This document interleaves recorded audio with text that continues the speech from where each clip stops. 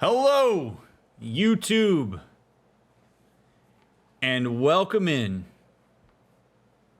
to Horizon Forbidden West with a Therapist, Part 2.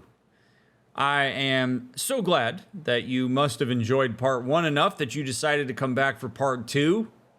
You have done more than many people on YouTube ever do. So many people only watch the first episode and then they never come back. So thanks for coming back. I hope you'll be with us for the long haul. Sorry I had to end the last one a bit early, but this one should hopefully be more of the length that you are accustomed to. Please leave a like, follow the links down in the description, subscribe to the channel if you haven't already, and tell people about the playthrough if you think it's something that they would enjoy. Thanks for giving mine a shot. Let's go catch up with old Varl and see what else is going on here.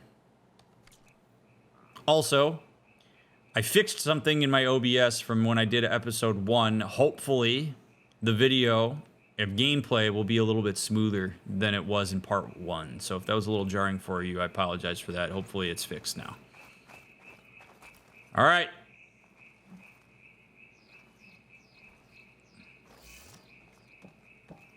Go to the data center.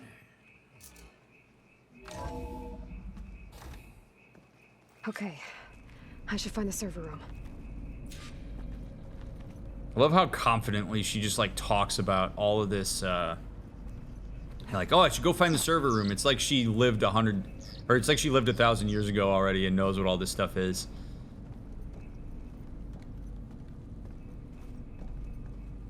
Look at that. There it is. So it would seem anyway.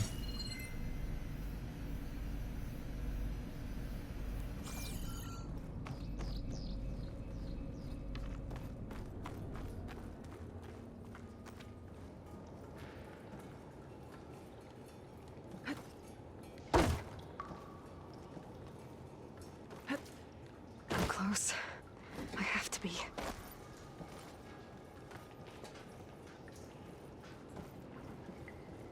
This stuff is mighty disheveled.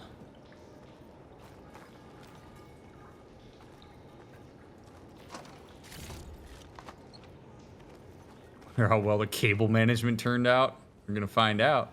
Hopefully great. Ooh, here we go. Give me some juicy nom-noms. What to do about Dalgard? Text log, data corruption, partial. Data corrupted. On to the matter of Mr. Dalgard.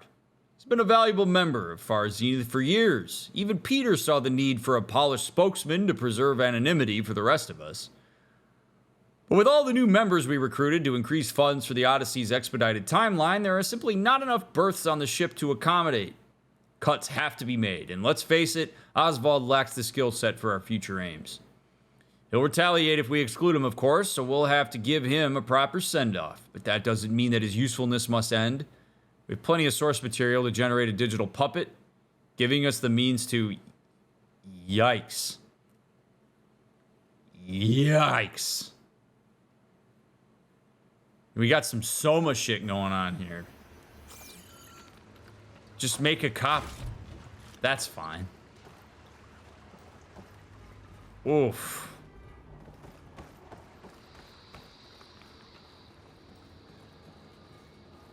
Please be here.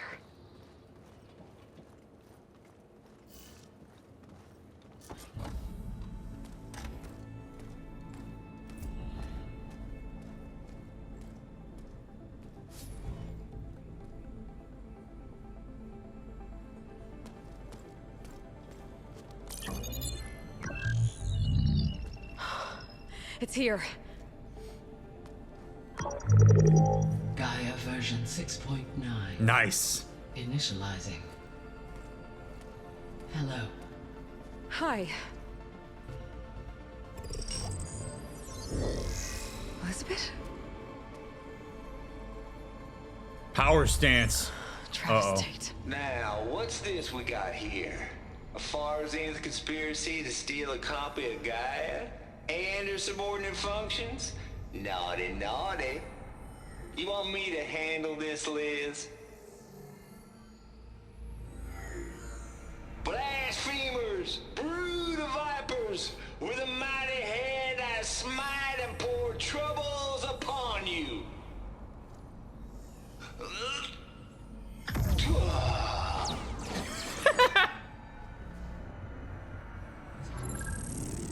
Thou shalt not steal. A super advanced terraforming system. This ain't no copy of Guy you stole, you losers. But it's the mother of all logic bombs.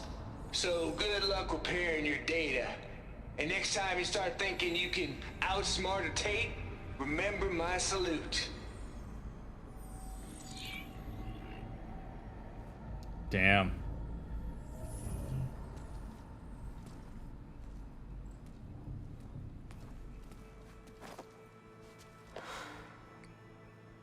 Aloy?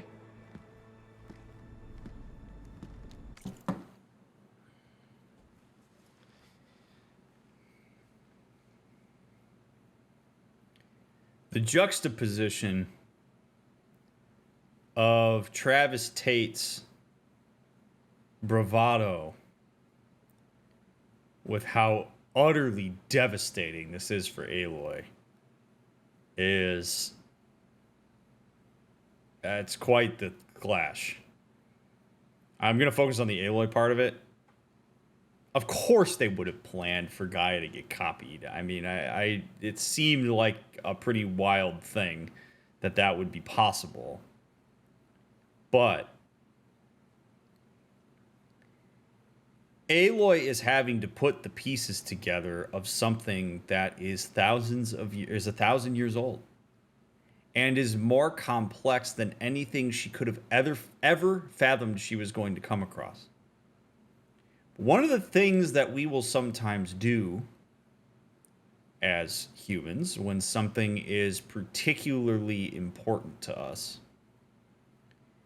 is we will start to weave our identity and our purpose into a directive, which makes it so that there's that much more at stake. It's sort of like a constructed layer of importance that doesn't necessarily exist actually, but because it's important to us, it has more to it. Aloy has really started to drink the Kool-Aid on the fact that she's the only one that can understand this stuff and solve it. And that's partially related to experience, because she really is the only person who understands all of this that currently lives on the Earth right now, as far as we know, other than maybe Sylens. But she has started to wrap her identity up into piecing this together, fixing it, and saving the world. And so when she comes across this, which feels like a huge win, and then that happens, this is not just a blow to Aloy's directive. It's not just a blow to what she has decided is important to her. This is a blow to her as a person.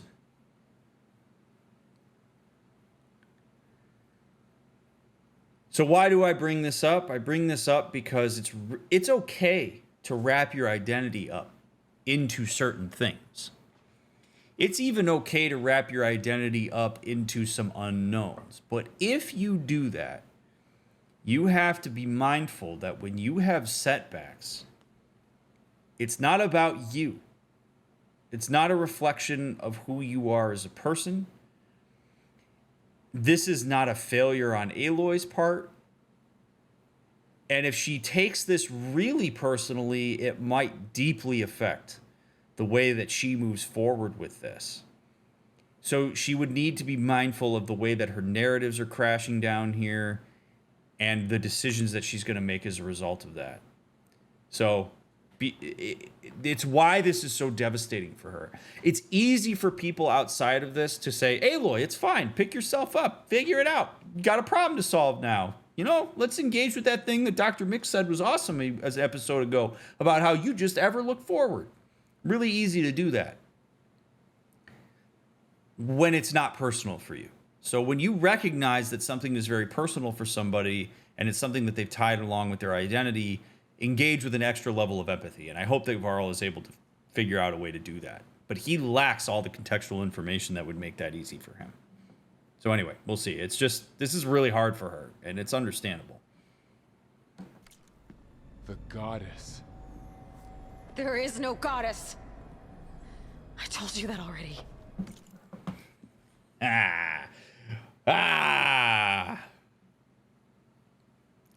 I do not expect perfection from humans, okay? Sometimes people think that I do when I do these analyses. You are allowed to screw up. You're allowed to miss the mark interpersonally. Like Aloy just did. This has nothing to do with Varl. It has nothing to do with his ignorance of the situation. People become proxies for our stresses, particularly when those stresses are not something that we can exert any influence on. Aloy's frustration right now is in 90 different places. And none of those things are things that are going to react to her taking her stress out on them in a way that is affirming for her. She's hurt, and sometimes the desire is for something else to hurt. She probably wants either Travis Tate to hurt, or Ted Farrow to hurt, or Elizabeth, or somebody else. But Varl's here. So Varl steps in and says something that she knows is wrong, but is totally understandable why Varl would say that. And she takes a shot at him. She exudes frustration in the way that she engages with him. Does that make it okay? No. If you're Varl, would it be helpful if you engage some deep empathy here and depersonalize what she just did? Yes. Because this would be extra problematic if he takes it personally. But Varl also doesn't have to be subjected to that. So Varl could say to Aloy, hey, looks like you're frustrated. I'm here for you, friend. Don't take that shit out on me. Like, I don't appreciate that. He could absolutely say that. Or Aloy could recognize that Varl is Varl and say, this has nothing to do with him. So, you know, hey, Varl, like, now's not the time. Or something like that. Is this going to make or break their relationship? No. Is this something for all of us to be mindful of? Yes. When you are in a position where you're feeling boxed in and there are certain things that you can't exert control over, be very careful not to direct that sense of control and influence over to people who are just trying to help out and support you and be there for you. Because if you, in your time of need, decide to push people away, which is a decision, all it's going to do is be a self-fulfilling prophecy of all the narratives that you're already probably entertaining and engaging with, and you got to be very careful of that. It's okay to set boundaries if you need to, but this isn't about the two of them.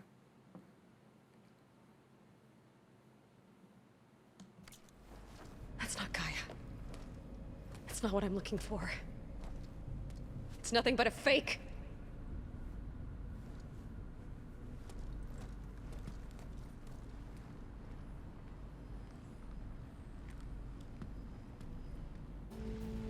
Given the depth of her despair right now, how does a person handle that kind of thing? That's a great question. Like Varl just did. Shut up. Like, literally. What Varl just did there is fine. He comes in. He says something. I don't think he totally caught on to how devastated Aloy was because he didn't, like, turn and look and see her, like, you know, hands and face or whatever. She gets angry. He depersonalizes it. It says to himself, probably in some capacity, okay, she's mad. I do appreciate that Aloy was willing to name what's actually going on for her after she took that out on him. But then he just shut up. Just follow her. Just be there. Don't underestimate the power of your presence. You might make it worse by speaking up. Especially if you don't fully understand what a person is dealing with. Don't try to be a hero and act like you know what they're going through. If he turns, he's like, Aloy, I understand what you're going through. I was frustrated one time when I wanted to play with a certain bow and my mom gave me a toy bow and it felt like it was a fake. Like, that would be like the worst thing that he could do because she's going to turn around and go, you don't fucking understand. So just shut up. Just be there. Just let her process it. Ask her, is there anything that I can do to support you right now? And if she says, go away for a minute. Go away.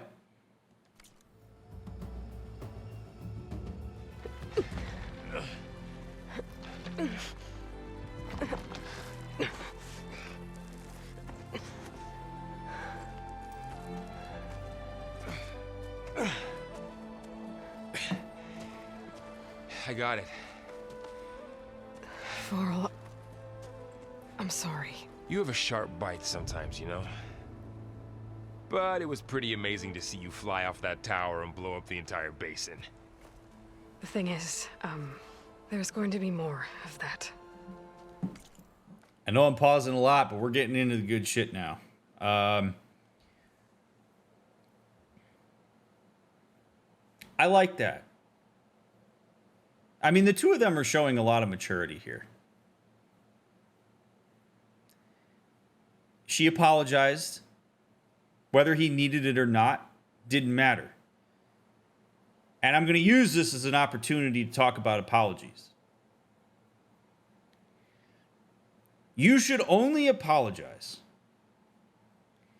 if you are actually sorry for the impact that you had on somebody, regardless of what your intent was. If you actually have sat and thought about what you did, and it is something that misaligns with your values as it relates to the situation. You should never apologize just because you think that's what somebody wants to hear, or because you think that's going to make it go away. So Aloy initiating the apology there is a big deal, because it shows that she recognizes that her behavior there was not in line with how she wants to present herself with Varl or even with people at large.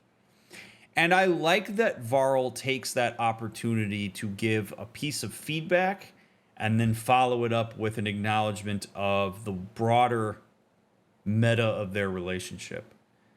You've got some bites sometimes. That's real. I mean, he can say that to her. You've got some bites sometimes. And then he says, but it was really cool to watch you do that, which is a reaffirmation of our relationship's cool, but yeah, it would be nice if you were mindful of not taking things out on me when you get frustrated. And then she is fine. She opens up. And she's like, well, more of this is going to happen. I want you to know what you're in for. And we're right back on track, and we're Aloy and Varl again. That's a perfect way to handle that situation, and I appreciate it a lot, which is why I wanted to take a second here to illustrate it. I'm out of leads, Varl. But I have to keep searching. And fast. And whatever risks I have to take, I will. And it doesn't make sense to have someone with me. Someone who might get hurt. This is on me, Varl. Nobody else.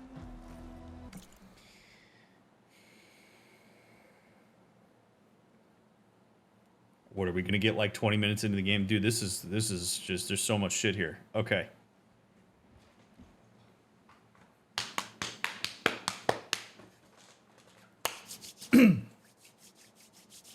Get ready.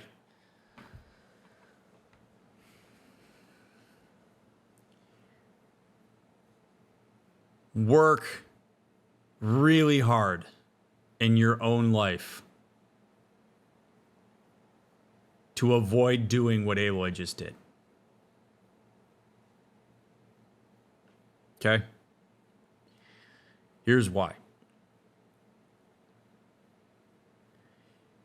You do not get to decide what other people's narratives are, convictions are, values are, emotions are, directives are, down the line.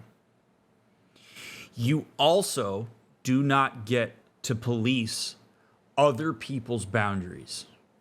That is not, nor will it ever be, your responsibility.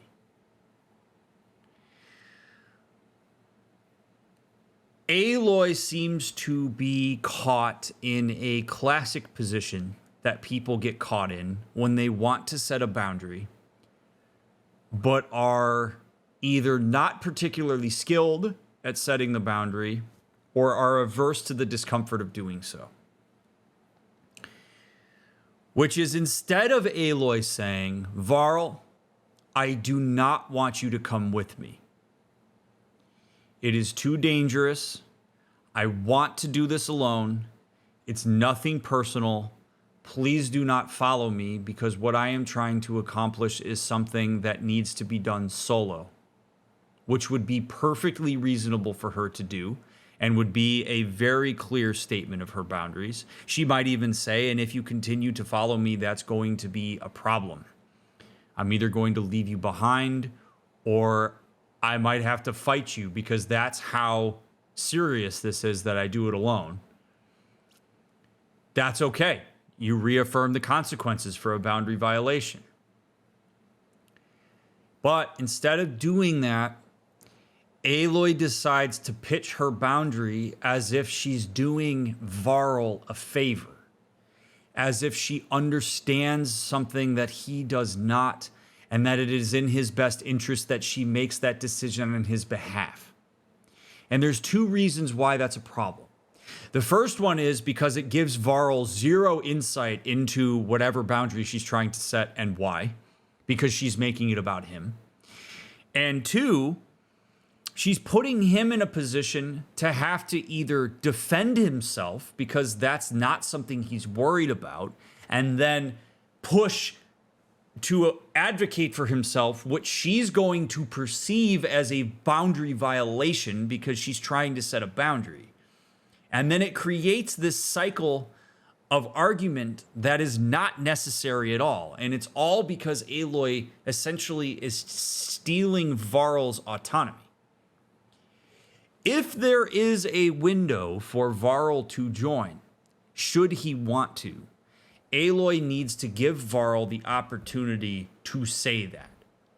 It is okay if she wants to make sure that he makes an informed decision, which she did there. She gave an explanation of what she intends to do, that she will go to the far reaches of the galaxy in order to get this figured out, and that she'll do it by any means necessary.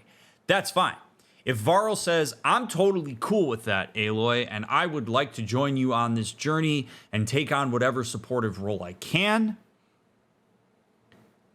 that is well within his right to say. If she then reaffirms, I don't want you to come with me because I don't want you to come with me, that's fine. If she says, I don't want you to come with me because I'm doing you a favor, that's not fair.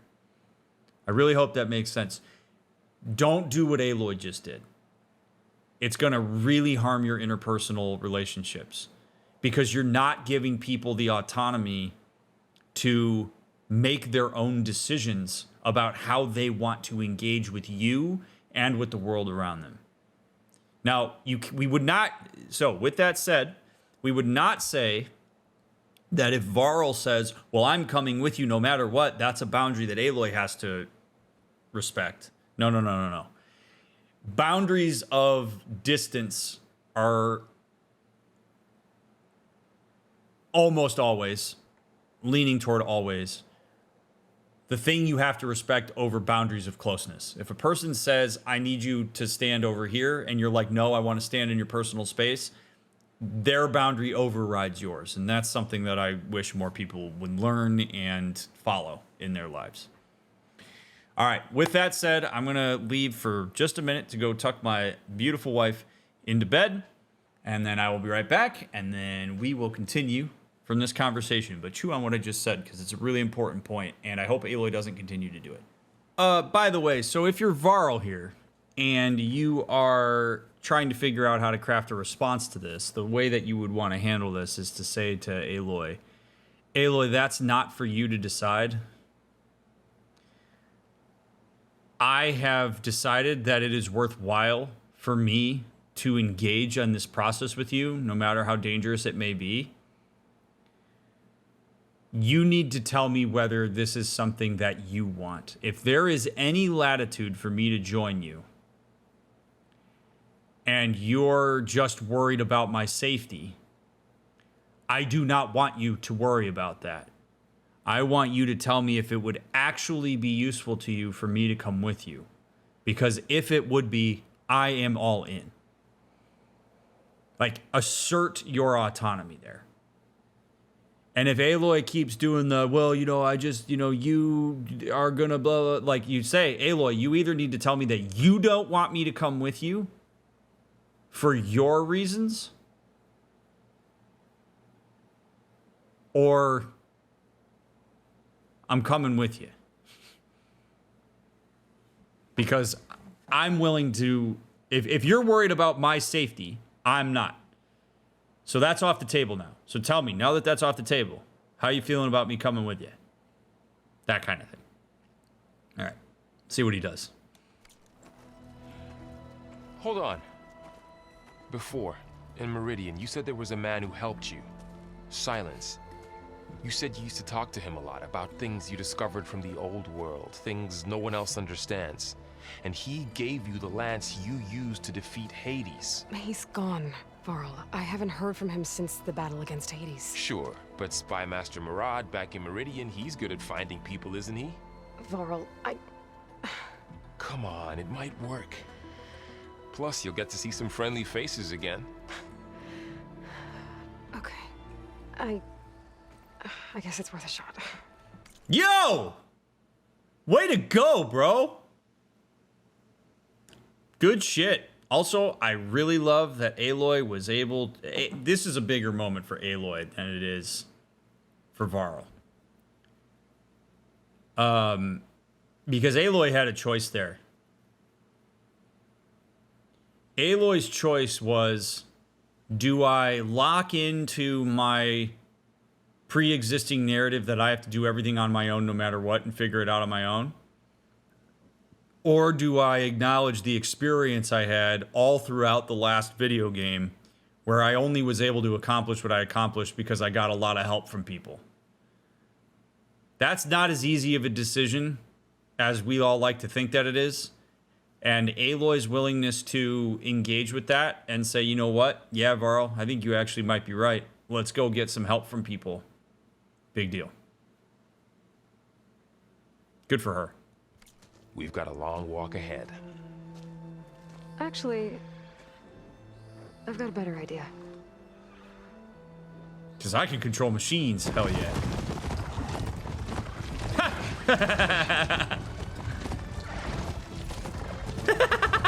This is what you signed up for, bud.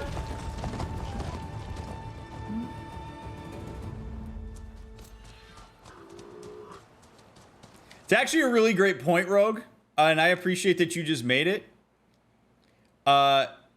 Varl's mother is a lot like Aloy, so it makes sense why he has tact and is unfazed when he is hit with a level of stubbornness. It's a really good point. Like, people's context absolutely plays a role in how they navigate these types of things, and so Varl's right at home, being with a stubborn person who's in charge.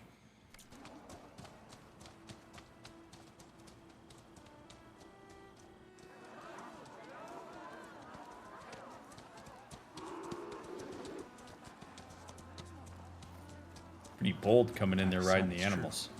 She's come back.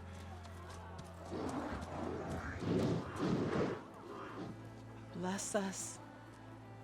The savior of Meridian has returned. You earned this welcome. You saved them. Not yet. In the name of the Sun King of Vard, a royal welcome for the champion. Make way. Murad, Aloy has an urgent matter to discuss. Does she? That makes two of us. I've sent forth hunters for weeks, to sunfall all the way to the sacred land, searching for you. Something happened at the spire. Come. I'll show you.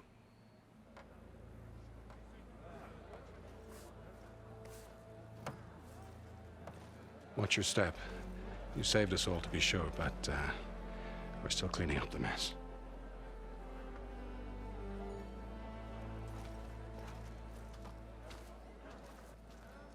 It happened right after the solstice.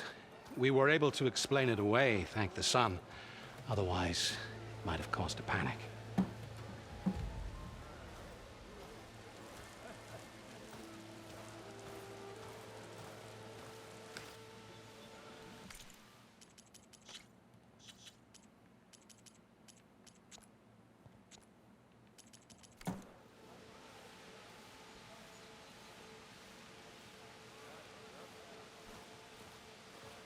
One night, for less than half a minute, it glowed an angry red. From Meridian, it looked like a trick of the light. But those who were closer, a atop the Allied said it could not have been a reflection. Much to my dismay, they said the light rose up from the tower's base. From that. We left everything just as it was. What do you think happened? I don't know. The Spire's supposed to send out signals, messages, for the terraforming system. But Hades tried to use it to wake up ancient war machines. I was sure I cut the connection to that thing. Wait here while I check it out. Let us know what you find.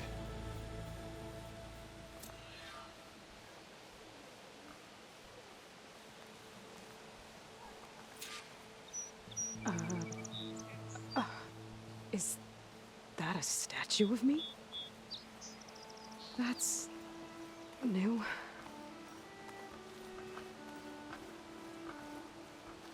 Ah, finally. I guess I should be flattered by the statue.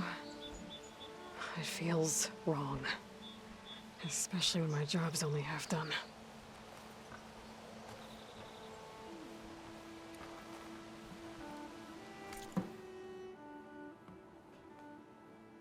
It's okay to engage with both ands. Is it important to look forward, to know what your next goal is, to understand the completion of your task? Yes. Is it also worthwhile to be a bit present in the impact you've had up until this point? Yeah. Like, if your goal is to save 20 people from dying, and you saved 13 of them so far, and those 13 people express appreciation for it, does it make sense to invalidate that and stay away from it just because you haven't gotten to 20 yet? No. It can be both. Aloy can acknowledge that the impact that she has had up until this point on the people of Meridian has been a very positive one. So much so that they hand her flowers when she shows up and they made a statue of her. Now, I can understand being uncomfortable by that sort of thing. It makes sense because Aloy, again, was outcast forever. And now all of a sudden she's revered. That is a huge whiplash in terms of how you see yourself and your identity relative to the people around you. But I also think that it would be worthwhile for Aloy, like any of us, to take a minute and acknowledge the impact that you've had, particularly if people are telling you that it's been a good one. There's nothing selfish or narcissistic about saying it's cool that people seem to be positively impacted by my presence. And I still have more that I want to do. Those things exist simultaneously, and you really do yourself a disservice if you spend all your time shoving all of that aside, focusing on the next thing. Because it really just takes away from the ability to be a bit present with your life and with what's currently happening for you. There's nothing wrong with indulging that a bit. It's okay that she's uncomfortable. I'm not telling her she has to be comfortable. But I think it would be a worthwhile endeavor for Aloy interpersonally and in this environment to take this in and allow herself to lean a bit into the discomfort of, wow, like I really have had a positive impact on the people around me. Cool.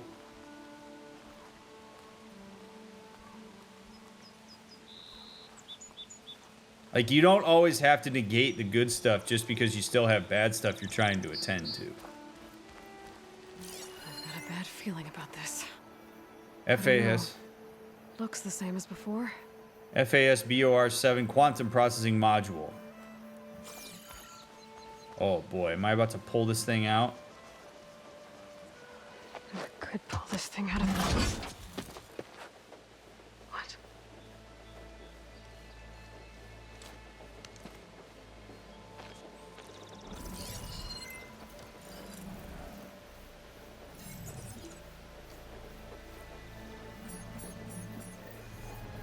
Transmission.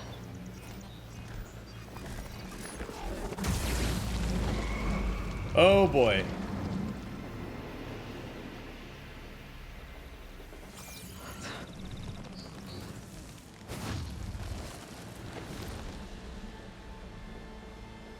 No, he wouldn't. He couldn't.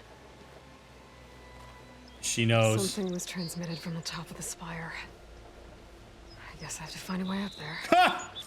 Really? Oh, wow. Ha! No shit. This machine was the last line of defense for Hades.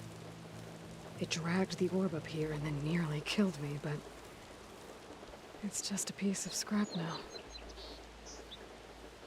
Oh, wow. Might be able to climb up the scaffolding at the base of the spire.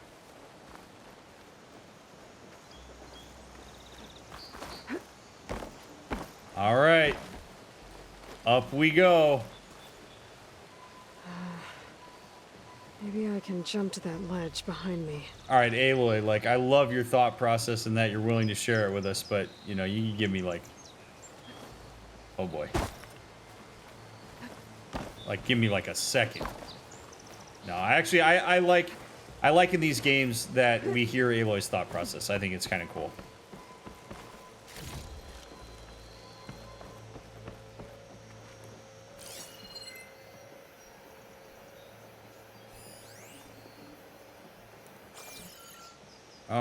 I do want to go explore that, though, really quick.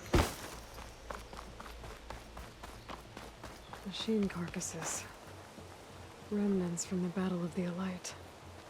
Yeah, you! We were almost overrun by the machines Hades controlled. But we pushed through. Not again. Where What you you off doing? to, flame hair? Can't you see the valley is shut down? Whoa. Okay. Did you not see that statue, ma'am? That's... Sister! Over here! Oh, jeez. Looks like a memorial. Ignoring me again? Honoring those who fell in the Battle of the Elite. Lots of brave people defended this place from Hades. Yeah, and you do them a disservice by... The Nora of Legend. Nice to make your acquaintance. Is it, though? Oh, If boy. An Osram is born with a... Okay, well, you're... Okay, that's fine. Maybe she didn't realize who I was immediately. Slag. The battle really wrecked this place. Yo, soldier! Hey! Hope to catch you soon. Almost ready to go? Gotta keep going, sorry. Gee, Could use an ale fulfilled and a now that bath. I'm finally out here. You sound like your father. What?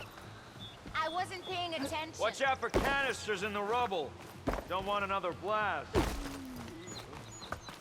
Boy, this place really got messed up. It's kind of cool to see them all, like, putting it back together and stuff. What's up, dude? Sir? No? Okay. I can take on a borrow. Scrap, sure. I have no idea how much of this we're going to be able to Eyes open for the metal parts and the debris. explore after we climb the spire, so I just want to take a second to take inventory. All right.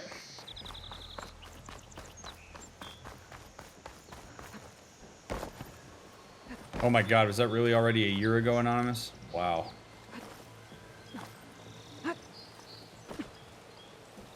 Yeah, no, it would absolutely... So to answer your question, Rogueslayer, would it make sense that she would talk things out loud because she's so used to being alone? Yeah. Makes complete sense why she would do that. And I appreciate that. I don't think there's anything wrong with it at all.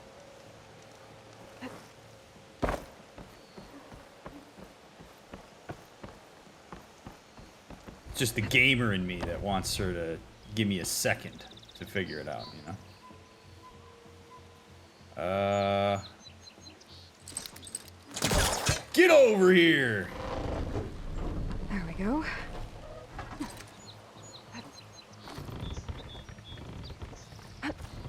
Now, how to cross over to the spire? Probably like this. Should be able to get up there now. Wow, thank God we found this hook shot before we did this, because if we didn't, this would really be a problem.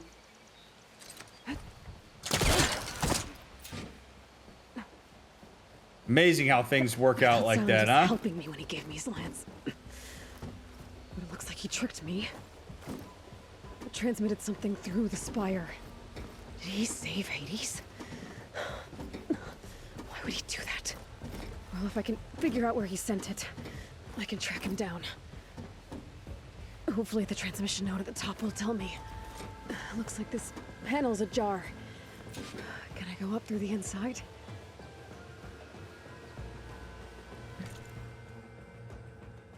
Sylens is so interesting to me because Aloy acts so surprised that he does things like that. But he's really predictable in that way. Like, of course he was gonna do it. That dude wants knowledge more than anything else. I'm not saying Aloy's an idiot for not, like, thinking he was gonna do it, but, like, Sylens is pretty predictable in that sense. He's got his own agenda and is willing to do whatever he has to do in order to get there, and proved that throughout Zero Dawn. So Aloy kind of working this out, like, how could he do that? It's like, that's pretty much what Sylens is all about. Like, Aloy has to... I think if Aloy is going to meaningfully engage with Sylens, both abstractly, internally, and if she ever finds him again, she's got to stop being surprised when Sylens does stuff like this. And the reason why that's really important is because if she doesn't change her expectations of Sylens, she's going to continue to have these anxious moments of, why would he do that? When the reality is like, yeah, he makes sense why he would. Not her fault. I mean, he duped her. But it's time to stop being surprised when Sylens does stuff that's in his own best interest. He's very transparent in that way.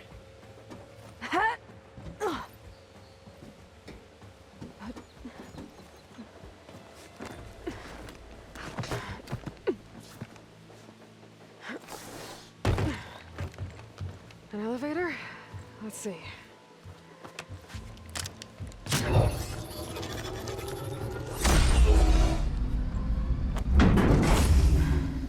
Access lift activated. Sweet. Lucky day.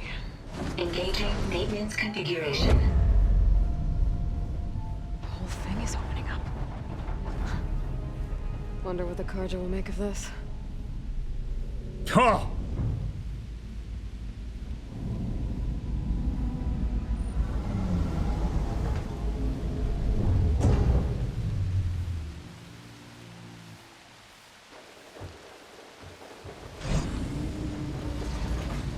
There's the note.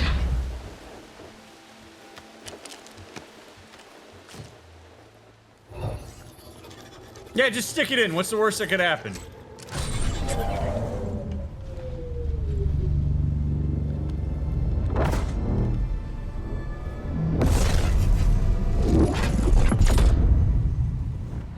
of the Far West. Bastard. Well, Aloy, I see you finally figured it out. To be honest, I'm surprised it took you so long to discover my ruse. You rigged the lance to steal Hades. How could you be so reckless? Reckless? You're the one who tried to purge Hades before its precious knowledge could be extracted. I told you! He's so transparent. Like, as frustrating as he puts it all out there. Of course, I want the knowledge. I don't care what I gotta do to get it. That has been his MO since the day we met him. Again, I'm not mad at Aloy for being so surprised about this, but like, come on. As far as I'm concerned, anytime Sylens says, I don't know what this is, my immediate thought process now would be, and he's going to try to figure it out. Because that's what he does. And he obviously knew she was going to figure this out eventually because she's smart and because she was going to hit a roadblock. And of course she was going to chase after him. So I'm not condoning Sylens here, because really everybody is still working with a bunch of unknowns here. But he's relentlessly transparent. Also, that map looked like it was pointing to Vegas, and I swear to God, if we get to go to Vegas, I'm going to lose my mind. The mysterious signal that woke it, for example. Or why to obtain one of those Gaia backups you've been having such a hard time finding? If you knew, why didn't you just tell me? I've been having problems of my own these past 6 months, Aloy. The difference is, I've made progress. So once your anger at my entirely necessary deception has faded, now why don't you come out here and find me in the Forbidden West and learn all that I've discovered? Oh, I'll come find you, all right. Yes. Well, the coordinates make it simple enough. Even for you.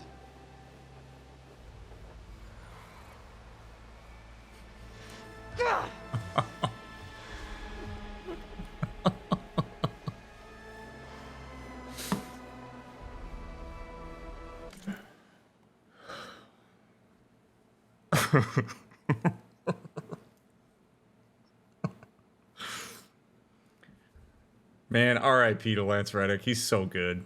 He's so good.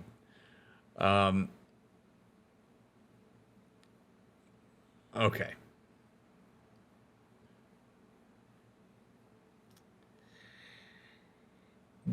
This is really complicated.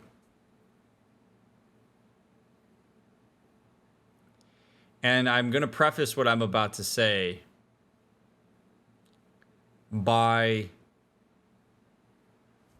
acknowledging that when we attempt to discuss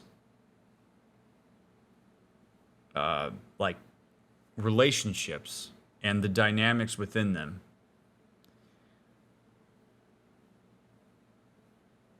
giving both sides a degree of understanding will often lead to a sense that I, in this case, am victim blaming. And that's not what I'm doing. My first and foremost desire here is to really get into the nitty-gritty of what's happening interpersonally.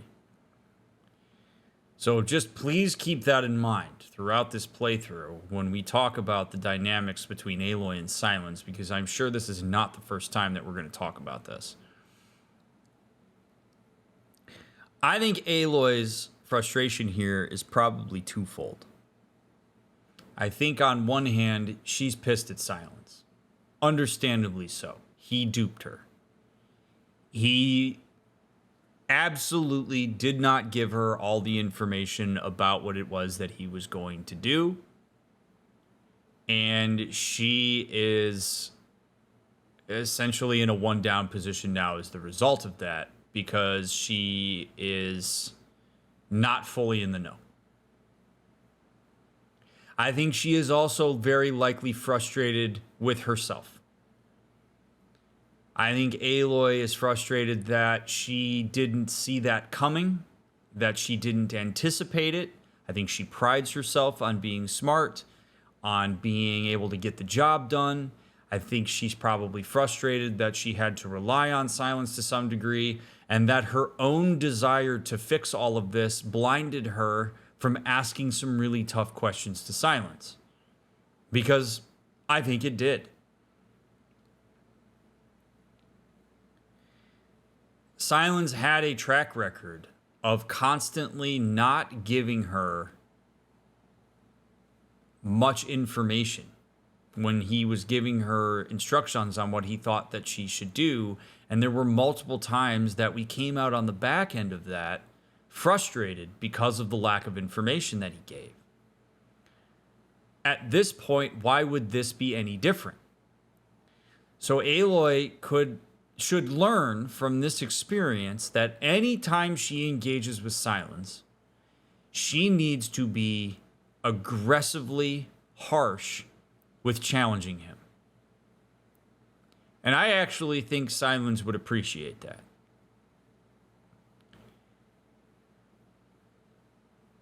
So is Sylens ultimately the problem here because he duped her and he did something that is, as far as we can tell, not good for the sake of his own gaining of knowledge? Yeah, that's bad. And that's on him. Does Aloy need to start asking tougher questions and start changing her expectations of Sylens if she, in fact, is interested in continuing to engage with and pursue him? Yes. Because Aloy could decide right now, here at the top of the spire, that she ain't got time for this shit anymore. And that she's going to chill in Meridian and she's going to rest on her laurels. She could do that. But this realization that if she goes out west to figure this out because she has her own sense of desire to fix this means that she's going to have to engage with Sylens. She has to start being realistic. She has to change her expectations of Sylens. She has to change her expectations of herself. She has to start being real with this dynamic. Because she's going to have to keep fighting it. Aloy can't change Sylens in the same way that Sylens can't change Aloy. And they're going to have some real tension until they start actually exerting some real pressure on each other in these moments. Sylens knows that Aloy is going to be frustrated by this. He has known throughout their relationship that despite Aloy being frustrated with him, she has a very deep desire to get this figured out. And as a result, she will push past her boundaries and continue to engage with him. Is it cool that he's using that in some ways to manipulate her? No. It's also the reality. And it's a reality that Aloy really needs to be serious about as she goes forward here and deals with him.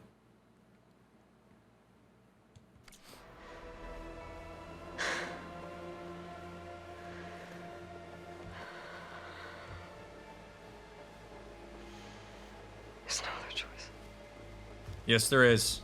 Yes, there is. Y'all have watched my playthroughs enough to know. Yes, there is. Aloy could make a different choice. Saying that she has to is not starting off on a good foot. Because it means that she is engaging with the external as the driving force for why she's going to head out west. There is a choice. I am consciously making the choice to go out west, so what does that mean for me? It's the empowering view on it. Do not hide behind there's no choice. There is always a choice. She could stay in Meridian. She could stay in Meridian, help rebuild, be revered, go find a little Nora village. She doesn't have to go. If she wants to learn more about what's going on, yeah, she's got to go. But she doesn't have to go. She doesn't have to continue pursuing this if she doesn't want to. She's not slave to the narrative that she has to figure this out. She absolutely could watch the world burn. It's so funny to me because every time we come across this point in a playthrough, I can see the YouTube comments coming at me already. People are like, no, DrMick, there's no choice. Yes, there is. Is there a choice that sucks? Yeah. Like, could Aloy stay in Meridian and die to the Blight? She absolutely could. She absolutely could. And yes, she could let it gnaw at her. She really could. Does that suck? Yeah. So if Aloy wants to stop the Blight, learn more about what's going on, does it mean she needs to go out west? Yes. But there is a choice here. She is not obligated to go out west. She has not been hijacked and stuffed into a crate and carried out to Vegas or San Francisco or wherever it is. That's not happening. Sylens is dangling a carrot. She doesn't have to chase the carrot. And I always say this because it's so important for all of us to understand where we actually have control. If Aloy chooses to go out west, that's fine. But do it because you're engaged with a sense of autonomous decision making. I am choosing to go out, which means that in a lot of ways, the consequences of that are on me. You can create a more realistic perspective on what it is that you're doing when you engage with that decision making. If she leans on, I have to do this no matter what, it's a way of kind of offshooting accountability for her decision to go on this. When she runs into Sylens and he is annoying to deal with, yeah, that's part of what you signed up for when you decided to go out west. If there's more blight and unknown and danger, it's because you chose to go. It is so important, friend. In a world where there are so many things that we do not control, our decision making is one of those things. And inaction is a choice, even if it's not the ideal one. I'm not saying that there's equal amazingness on any other side of our choice, but there is one. She's decided she's the only one that can do anything. She sure has. It doesn't mean she has to go out west. That thought does not actually propel any behavior. Her decision to go out west and the behavioral activation of either walking there or riding a horse or whatever is what gets her out west. That thought doesn't get her out west.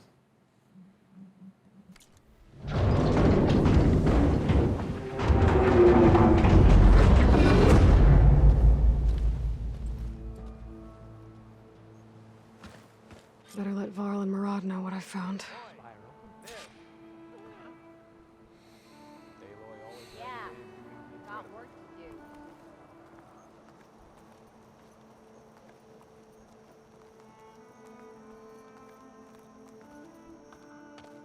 You went inside it, and it transformed, almost like the day of the battle. I can only be grateful that it's a stormy day. Few will have seen the tower change from Meridian. What did you discover? Hades. The danger didn't end here. It went into the Forbidden West. And I have to follow. I see. That can be difficult. The West is called Forbidden for a reason. A tribe of ferocious warriors controls much of it. The Tenakth. I ain't taking that for nothing. I appreciate the warning, but they also were calling the Nora savages. All right? We got to use history here to be more informed about the way that we go about this. When he's like, there's this super guy. Yeah, you also called the Nora savages. It's okay to take that warning and heed that warning. I appreciate that we know that there is a tribe out there who might be hostile, but you take it with a grain of salt. Do not let that be your first impression that you operate off of and everything else is filtered through. Because if we did that, we fall prey to the same thing that everybody else did when people are like, the Nora are savages, savages. You take what this guy says with a grain of salt as it relates to that shit. And they allow no trespassers past its border. That said, under the Sun King of Ard, a fragile peace has been negotiated. And indeed, the next embassy will take place in a day or two on the edge of the frontier. Were you to attend the gathering under his auspices, the Tenakth might grant right of passage, instead of hunting you and attacking on sight.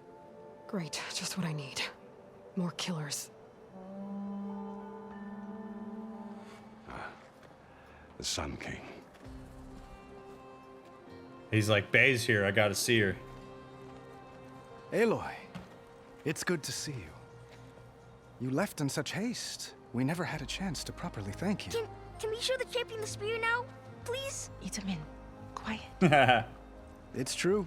We bear gifts.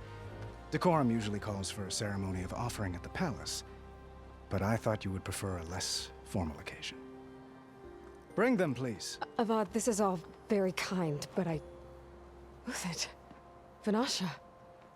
Quick. Oh, what up? Better hand them over before she runs off again. Really? Must you?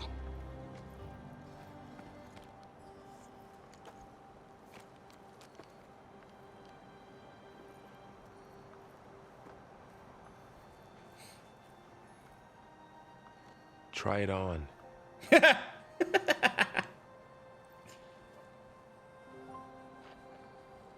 It's beautiful. On behalf of all the citizens of the Sundom, may these tokens remind you of our eternal gratitude.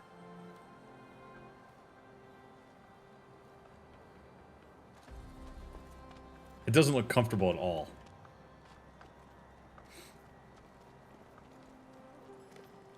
Perhaps you'd like to spend more time with your friends. Come speak to me when you're ready to depart.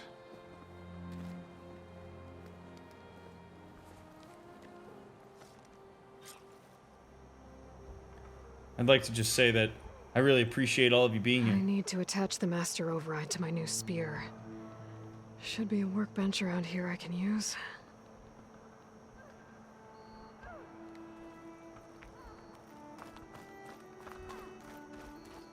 Yes, let me talk to my friend. What up, Edaman? Yeah! Get it! Get it! Yeah!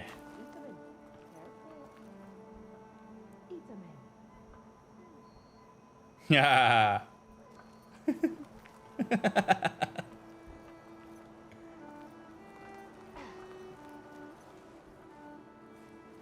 Dowager Queen Nasadi. Blessed champion. Itamen, what do you say? My humblest thanks to you, great champion, for delivering my mother and me from Sunfall, and for defending our holy city against the forces of Shadow. Yeah. Did I say right? You said it fine, Edmund. And you're welcome. Champion, will you teach me how to shoot like a real machine hunter? Itamen. I have to go on an important mission, Prince. To save the world? Something like that. But when I come back, I could give you a few tips. It would be an honor. We owe you our lives, champion, and we will not forget. May the sun light your way. Watch out for Thunderjaws, champion. Thanks, Edaman. Appreciate it, buddy. I'll have to, when I come back, I'll have to tell you about that time I slayed Redmaw, and that's why I'm not scared of them.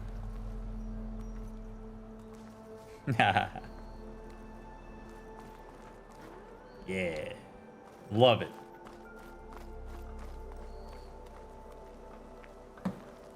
Edaman, you're making me very uncomfortable. From Cutcliffs, and another band of Osseram laborers have been hired to speed up reconstruction. Why do you... He must have just such strong muscles to hold his arms up like that all the time.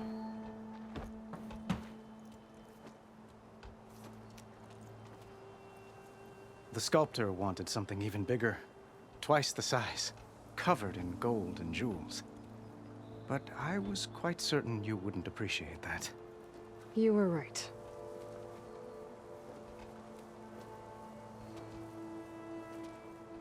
I'm sorry, Avad. It's good to see you, but I can't stay long. I see.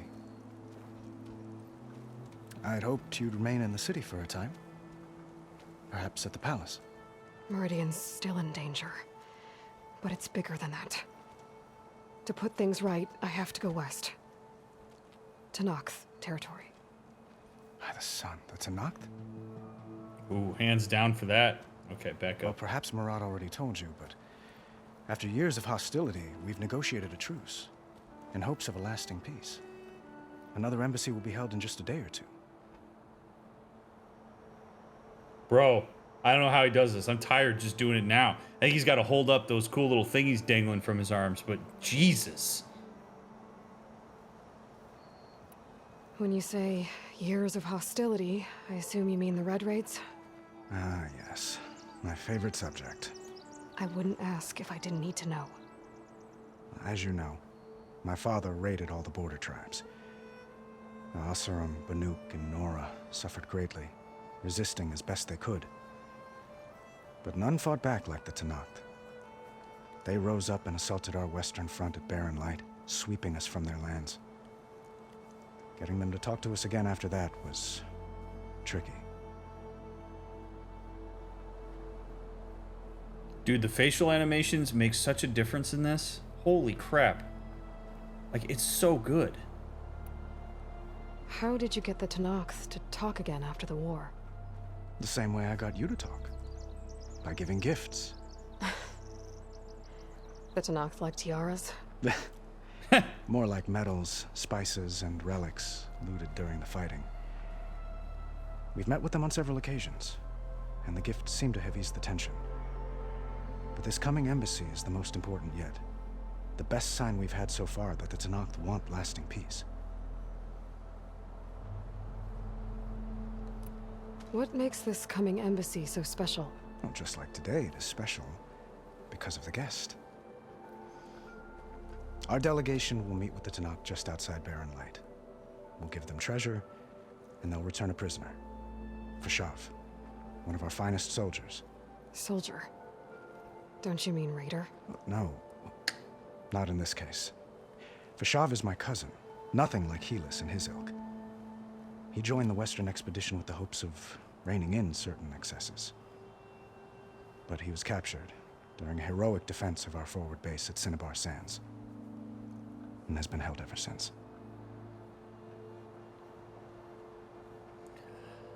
Very small touch, but I like the way that the decision wheel, like, fades in. It makes it so much more cinematic. Your cousin, Vashav. How long has he been a Tenakth captive? 5 years. Tenakth emissaries swear he is well, but I wonder. That tribe is renowned for its brutality. How did he survive? Well, I'll know soon enough. If you see him before I do, tell him that I await him in Meridian, where he belongs. If I see him, I will. I know I'm belaboring this point a bit. But again, when you are being introduced to a new group of people, or a new, like, shared identity, or tribe, or whatever, in this case, a tribe, we are hearing about the tribe secondhand. We are hearing about it described by the Karja.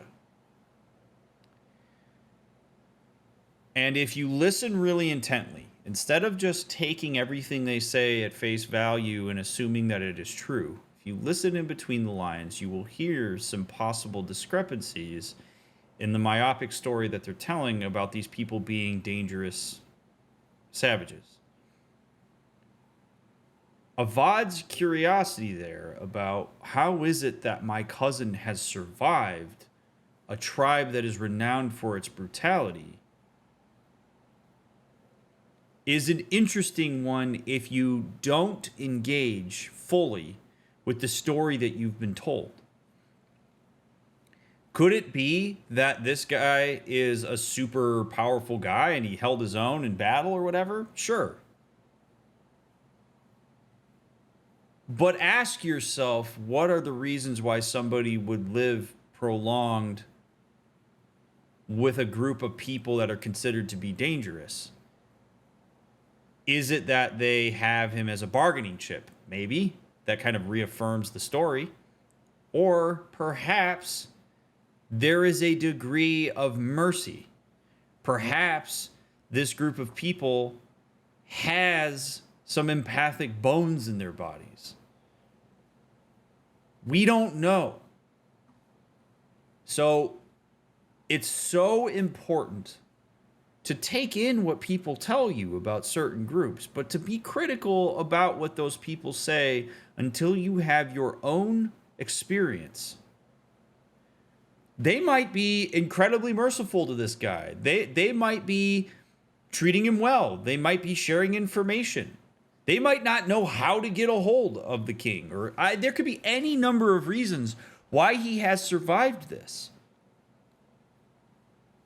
So we want to engage a bit with the unknown around that, because there's way more complexity than just assuming a black and white relationship with these people. I don't know anything about the Tenect. So Aloy needs to go in there with as broad of an expectation as she can.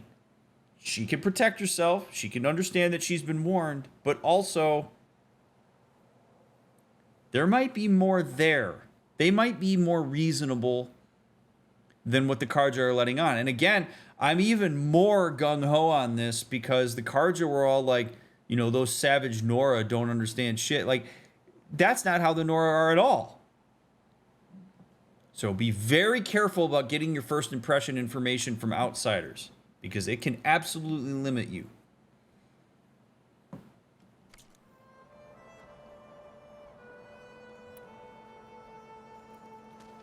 Itaman looks happy. You got him out of Sunfall. Any happiness he has, he owes to you. He's turning into a fine young man. Yeah. Which he'll need to be if he's to inherit the crown. Yes, but please, for the love of God, Avad, let him be a kid too. Like, don't just... That kid was in a horrible position when we found him. Like, let the kid be a kid too. Please. There will be time. Wouldn't the crown go to a son of yours first? Yes, well, I'd have to get married for that to happen. Murad keeps throwing noble matches at me. But I find I'm always... You're gonna look at her when you say trying someone. to make them into someone they're not. Oh, who would that be, huh? At any rate, I never aspired to the throne, and I don't wish to sit there forever. Okay, so here's what I love about the new mocap.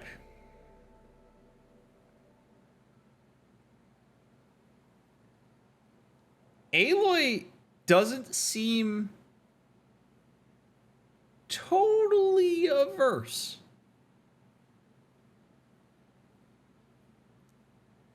Not saying that Aloy's totally into it, but she doesn't seem uncomfortable in a way that she absolutely seemed back in Zero Dawn when we met Erend for the first time. So there's some like real possible stuff going on between the two of them. Maybe there is some degree of desire there, but Aloy's a bit more engaged with her agenda than she is with the idea of engaging in a relationship with the Sun King, and I could understand that. Ultimately, it's on the two of them to decide whether that's something that they want to do. I'm not a big fan of shipping people. He has made his intentions pretty clear, but I also think that there is some real tact here in how he's handling her. Like, if Avad made it clear that he has a degree of attraction to Aloy. He made that very clear, not in the best way in Zero Dawn, but he did make it clear. And when Aloy showed a degree of discomfort around that, he backed off. He was respectful of it. I vaguely remember giving him a lot of kudos for that. So, right, it doesn't mean that Avad has to drop his feelings for Aloy. Like, it's okay that Avad is interested in her. The point that I always make around this stuff is that if Avad is interested in her in a way that extends beyond friendship, Aloy deserves to know that. She deserves to know that.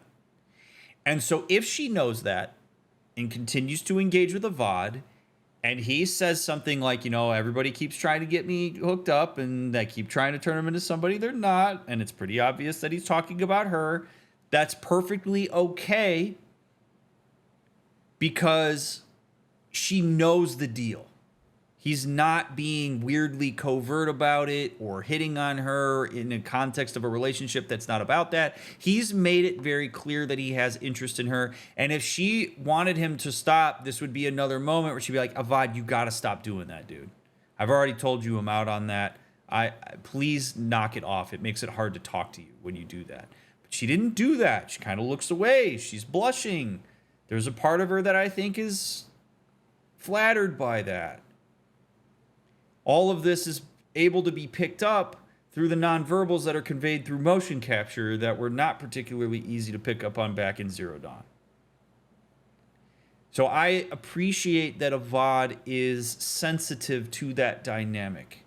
He's still being honest about his experience, but he's not being pushy here.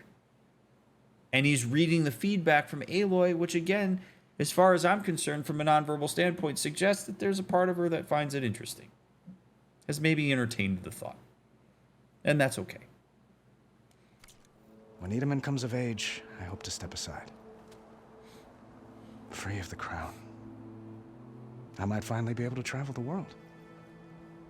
Who knows? Go west. Perhaps even accompany you on one of your adventures. You make it sound easy.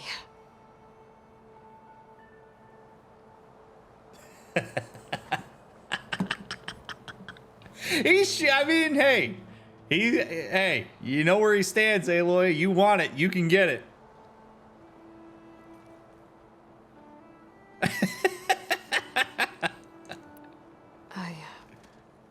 I need to get going. One moment, Aloy. There's something I must ask you. Since you left, I've thought of little else. This isn't really the time. But it has to be.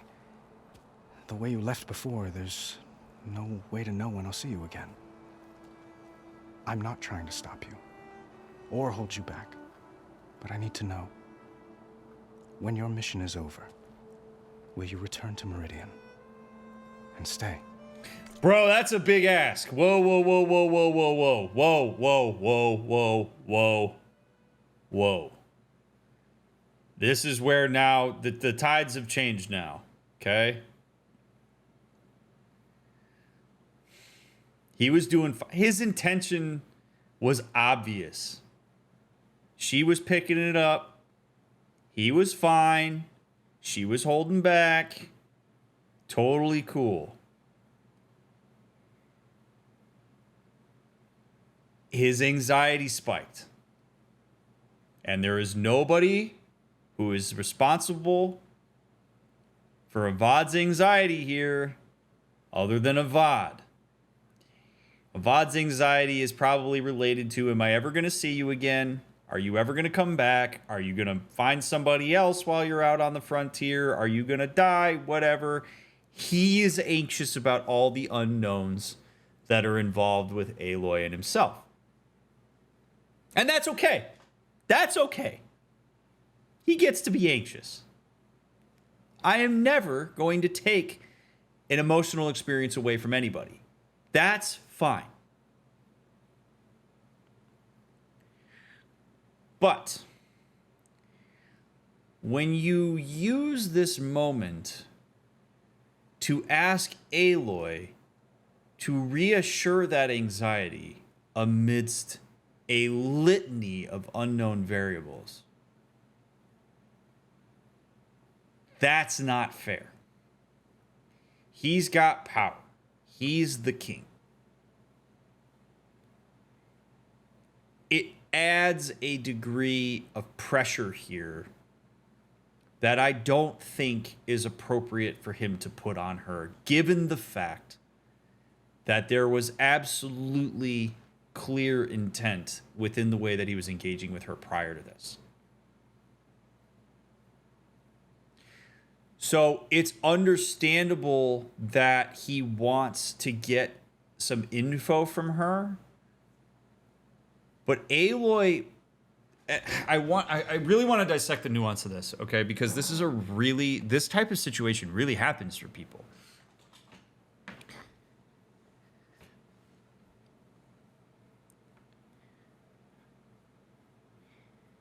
If he wants to get information from her, that's okay. But Aloy gave him a bit of a jot or a nudge here when she was like, Avad, like when she kind of rears up and goes, Avad, this is not the time. That was a boundary. Now I realize it wasn't explicit, but that's a boundary. And Avad has been sensitive enough to the way that Aloy presents herself that I think it's reasonable to assume that he would pick up on that. That is not an invitation for him to say, no, but this is the time. That's a boundary violation. If Avad was to say to her, okay, you're right. I'm not trying to go there. Would you be open to giving me at least a little bit of information so that I have some sense of what's going on? Because last time you left, I had no idea where you went, and I didn't like that. That's a little bit better. Instead, what he's doing is he's asking her to reassure his anxiety about things that he almost has predetermined. That, like, if she came back to Meridian, she would want to be with him. And that, it's kind of like a foregone conclusion. And are you in on this? And that's too much to ask of her right now. She can't reassure him for that. What he has to say is, or he could just, instead of asking her a question, he could say to her, and I hope when this is, actually, I would even argue that this is better. Right now, what he could do is say, hey, Aloy, speak to his own experience instead of shoveling this all on her. Hey, Aloy, I just want to put this out here before you go. I really hope that when you're finished doing what it is that you're going to do, I really hope you come back to Meridian. I would love that. Not telling you have to. It's going to suck a lot for me if you don't. But I just want you to know that, like, I would absolutely be interested in trying to make something work if you're open to it, if you came back. And I really hope you do. I understand if you don't. And if you have it in you to communicate with me somehow about your intentions, that would mean a lot to me as well. But I realize that I may not get to know that. And I've made my peace with that. That, to me, is way better because it's him taking ownership of where he's coming from rather than shoveling all of this anxiousness on her through questions. Because then Aloy could either say, I don't know if I will. Or she might say, yeah, that would be kind of nice. Like, she's in a better position there to respond to his vulnerability. But instead, she's having to attend to his anxiety in the way that she answers this by giving him an absolute answer. And that's not how you want to handle this. Because she can't give him that. He's got to learn to be uncomfortable. I think it's okay. I think it's okay that he's asking for information. But you got to do it in the right way. Speak to your experience before you start peppering people with questions that are laced with your anxiety, is the TLDR version of that.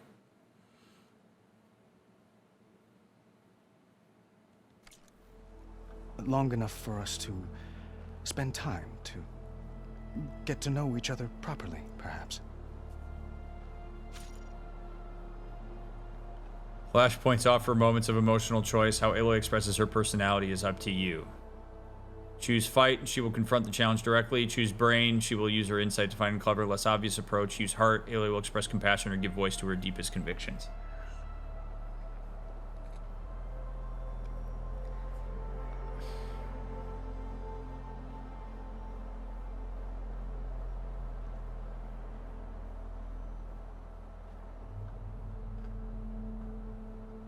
Okay.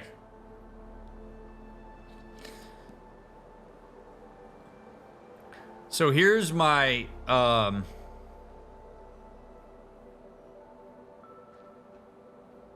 this is awkward to watch them.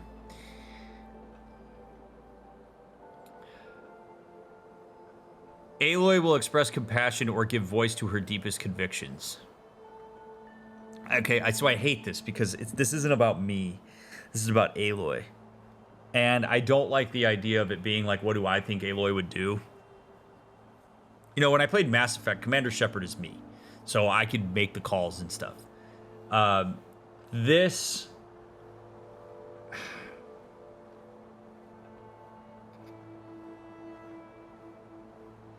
I'm invested in what Aloy's deepest convictions are. That's what my investment is. And so if Aloy's deepest conviction is that it's a nice thought, that's what I want to hear. That's what I would want her to engage with. I mean, I am, my entire philosophy on interpersonal relationships is that you engage with them as authentically as possible. So if it means that I'm going to mostly use the heart whenever we do these because it's going to give voice to her authentic convictions, that's generally what I'm going to do. Because I'm not the one that decides whether Avad and Aloy should be in a relationship. She is.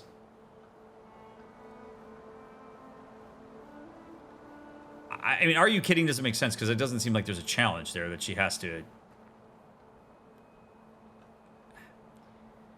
You know, when she says now is not the time, yes, that is consistent. Use her insight to find a clever, less obvious approach, but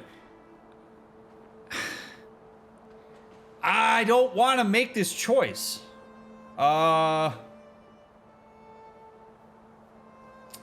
Again, my headcanon is I want Aloy to express her deepest convictions. That's what I want her to do. I do hope to see Meridian again, Avad.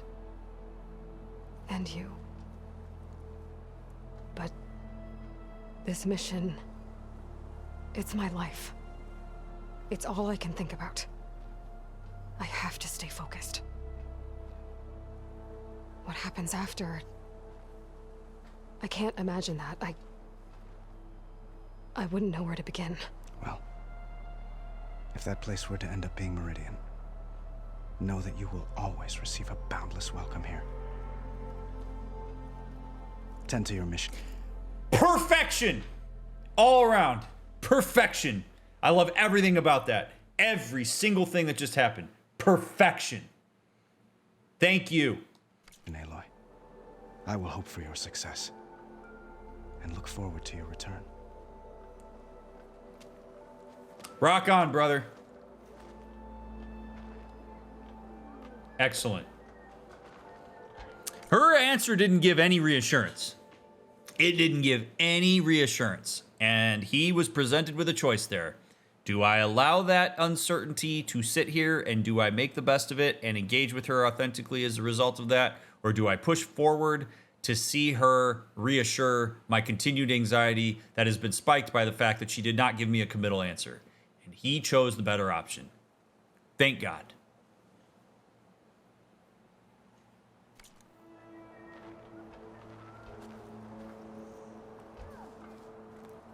Beautifully handled. Seriously. Beautifully handled. And again, I mean, it makes sense because it definitely seemed like there was a degree of interest.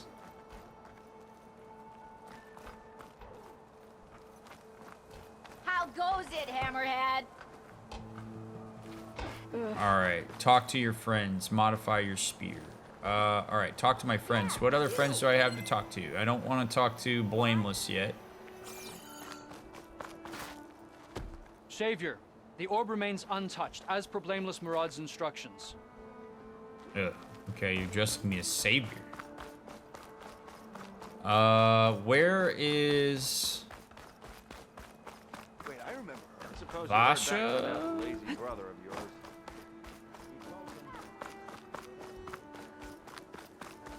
Ignoring me again? She looks even stronger than the statue does. Hammer to your head. There they are. The workbench. What up, Takes more than friends? that to keep me down. Uthid. Vanasha. Vanasha, there we go. Thanks for being here. Wouldn't miss it, even if you did leave us hanging after the big battle. Vanasha, stop. She's here now, isn't she? For the moment. But I see that look on her face. She's got business to attend to, and it isn't in Meridian. You know, I didn't vanish before because I wanted to. I had... No, Huntress. Please. You don't have to justify yourself to us. You saved our butts. If you've got to go, go. With our blessing. Always.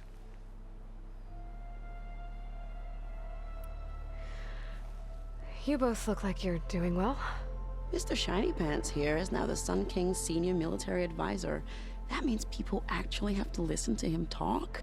May the sun bless their sorry souls. At least I say something of substance every once in a while.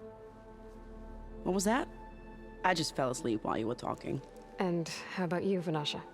I've been looking after Nasadi and Edaman. 2 parts bodyguard, 1 part... Bad influence. Huh. I was gonna say nanny, but I like your version better. I never pictured you as a nanny.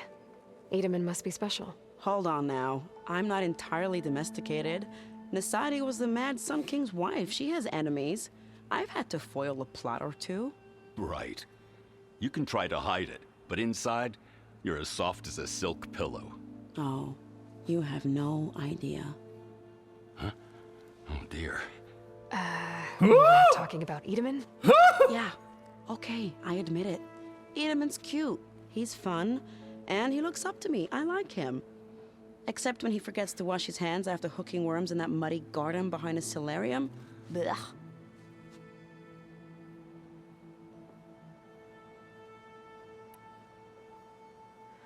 It's been months since I was in Sunfall. What's become of the Shadow Karja? After you wiped out the eclipse, there were hardly any priests or officers left to terrorize the little people. Avad offered amnesty to all who were forced to serve the Shadow, so the commoners cleaned out the citadel and handed it back to him. The Sundom was unified. Avad wanted Uther to take command of the garrison there, but Captain Cudley here refused. Rumor has it that he wanted to stay close to me here in Meridian. That's nonsense, of course. Bro.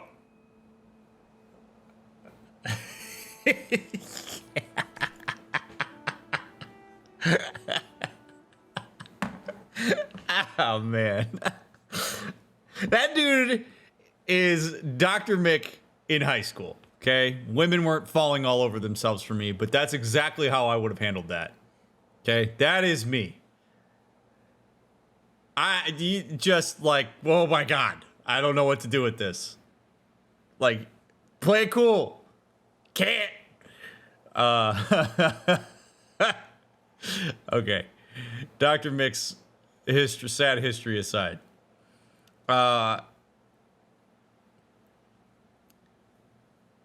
Whether you are the sender or the receiver of the communication, physical touch, particularly intentional and non-invasive physical touch, is often, not always, a key indicator of some degree of interest, or at the very least, intimacy. Now, there is a flirty nature to the way that they are engaging with each other.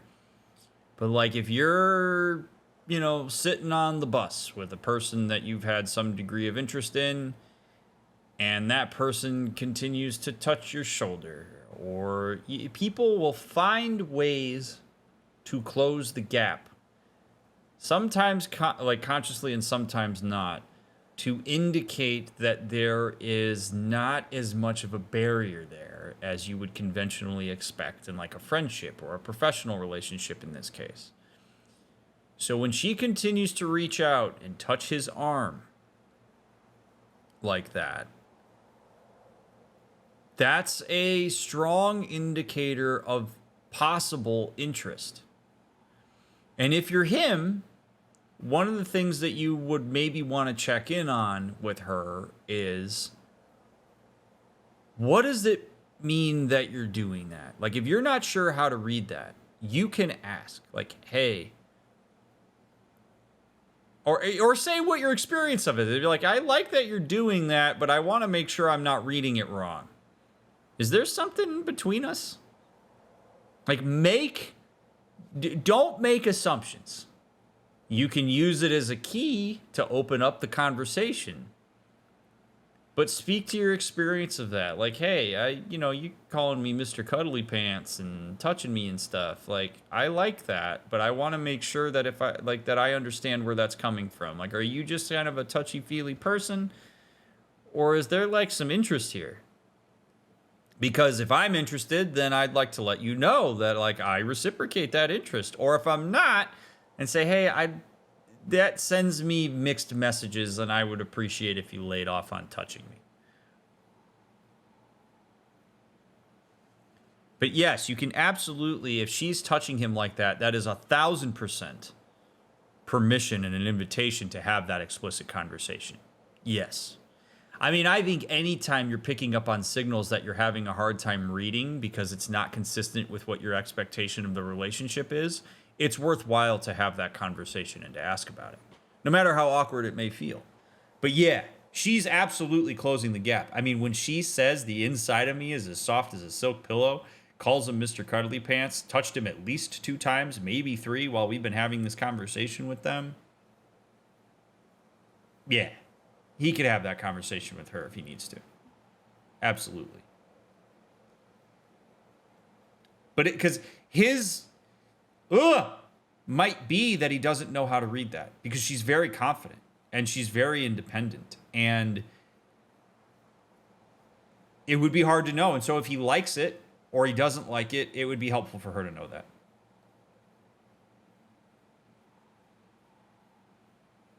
There's some tension between the two of them for sure. I mean, my first reaction to them was like, you guys a thing? But it's always okay to it's always okay to explicitly communicate about this stuff.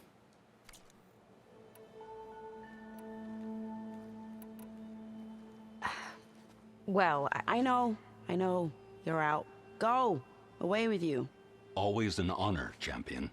Always a pleasure. But please, little huntress, come back someday and tell us about your adventures. Okay, case in point. See how she's touchy with Aloy too. And now I'm not here assuming, like, I'm not trying to cast a heterosexual generalization on this where, like, if a woman touches a man, then you should talk about it. And if a woman touches a woman, it's nothing. Like, I don't know. She could be bisexual. I have no idea. I have no idea what her sexual orientation is. But again, like, when you move to touch somebody, that's an act of intimacy, no matter what your sexual orientation is.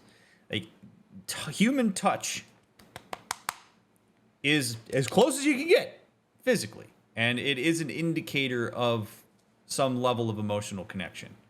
So again, if a person is doing anything that is drawing you in or creating a degree of confusion about what the nature of your relationship to them is,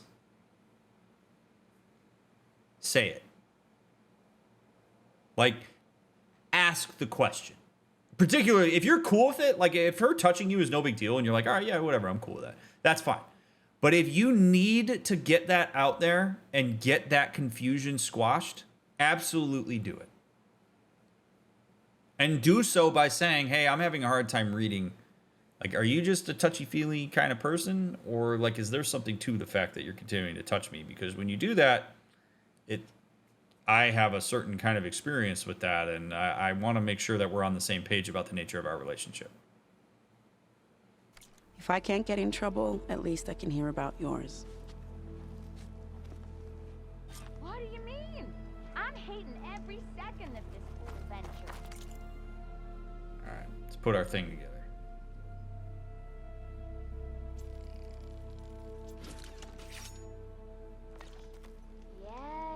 Okay.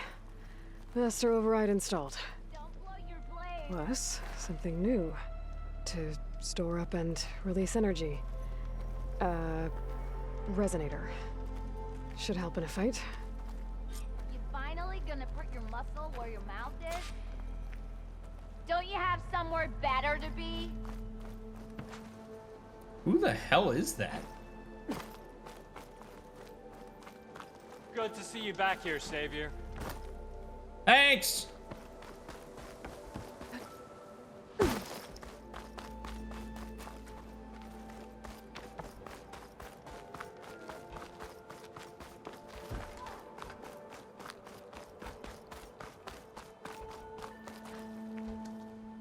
Is that the time? Or do you want to chat some more with your friends? Let's go.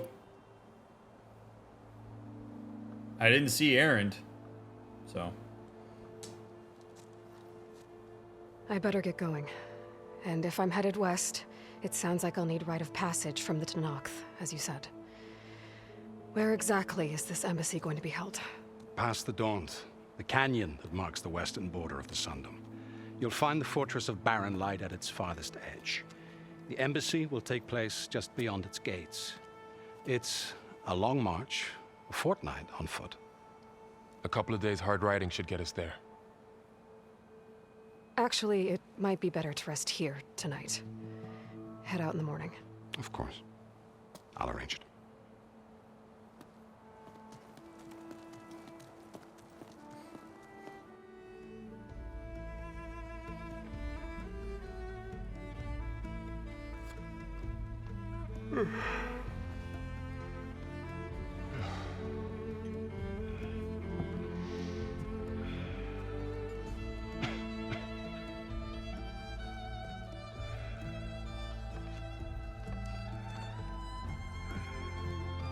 What are you doing, Aloy? What are you doing?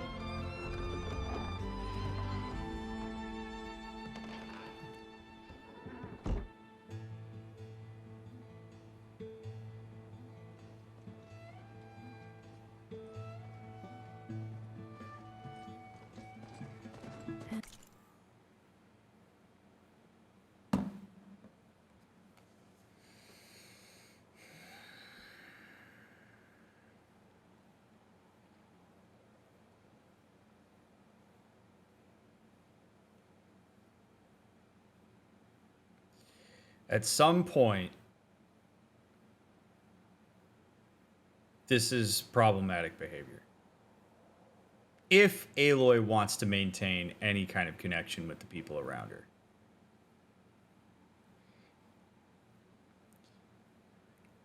I have to imagine that Aloy is anxious about setting boundaries.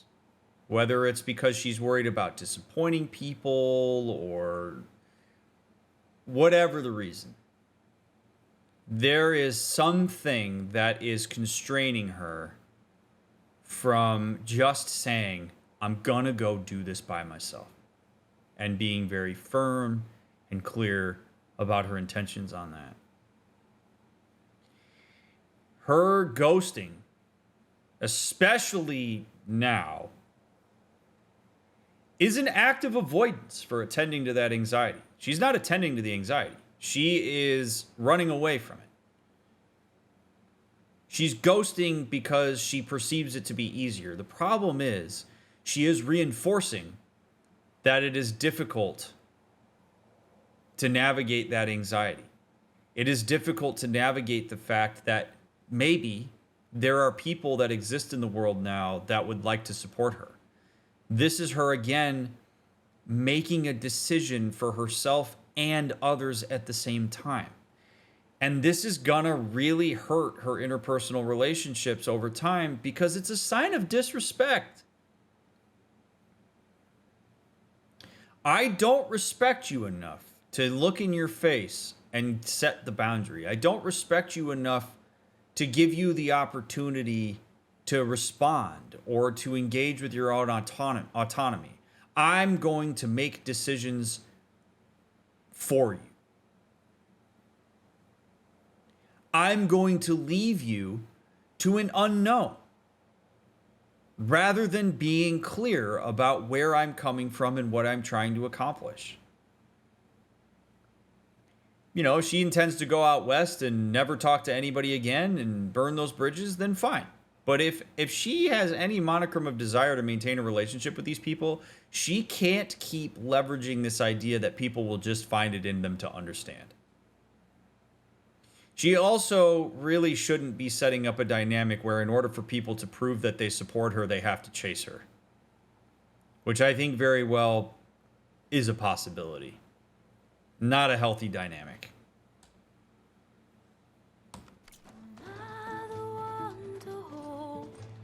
This crown of ashes soul, their kindness calls to me.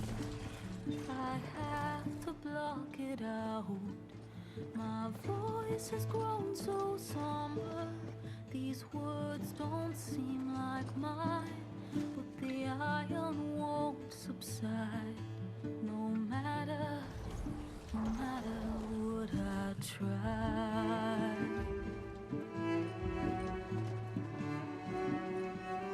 Am I raindrops in the flood? In this emptiness, in the storm, if I falter, if I fall, the wave inside my soul carries all I know. Who can take my hand in the She's just running around in circles in the area we've already been in. voice calls me forth through darkness unknown. My heart with silence burns through solemnness and bone. The edge beyond the shore, this weight of root and rod. I long to reach the other, to find the path we lost. And my raindrops in the flood, in this emptiness, in the storm. If I'm broken, if I'm torn, the wave inside my soul carries all I know. Who can take my hand in the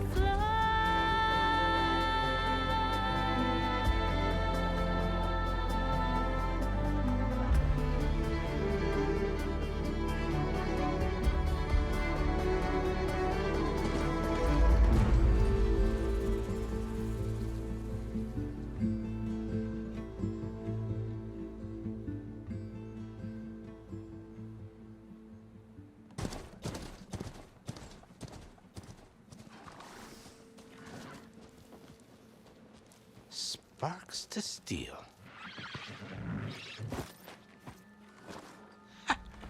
Never seen anyone use one of those to get around.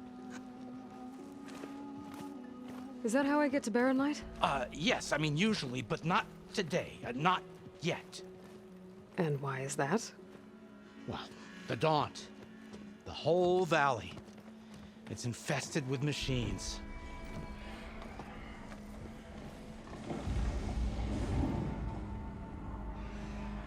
I can handle machines. Oh, I'm sure you can, but I'm under strict orders not to operate until the whistle down at Chain Scrape sounds the all clear. Look, I didn't come all this way just to stand around and wait. I'll crank that car down myself if I have to. Well, but then who would crank it back up? Fine, fine.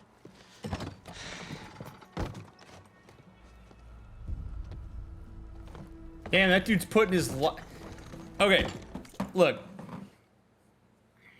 I'm gonna be a little bit...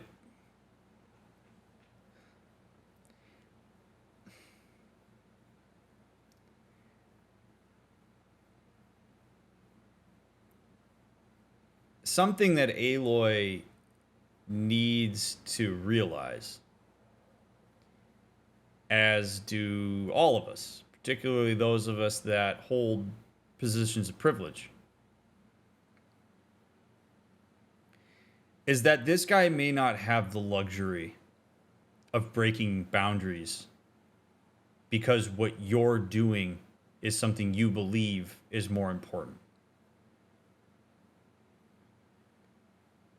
This might be this guy's complete livelihood. Like, this is how this guy pays his bills. This is how he takes care of his family.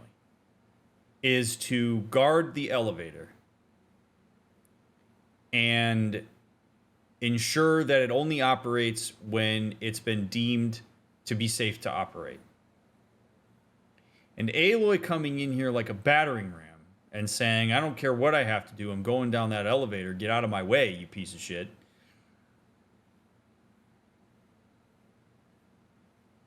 As if she's some kind of dignitary.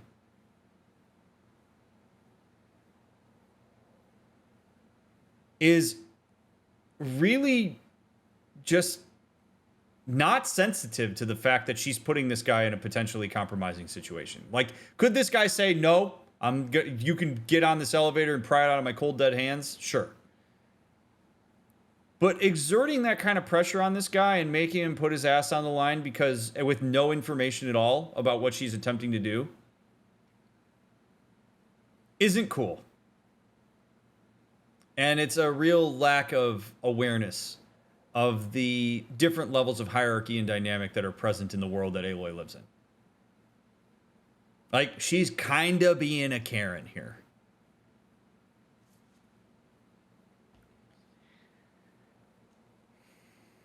And I mean, I'm not a huge fan. She could have come up to him and said, hey, I'm Aloy. I don't know if you've heard about me. I'm here on the, grace of King Avad. I can prove to you that what I'm doing is meaningful and matters, and I can handle all of this stuff. Like, she could engage with him in a much more empathic way here. She could be more sensitive to the fact that, this guy's putting his ass on the line. And she might even say to him, look, I realize you're putting your ass on the line for this by letting me go down there. If there's anybody you need to check with or whatever, do it. That would be very respectful.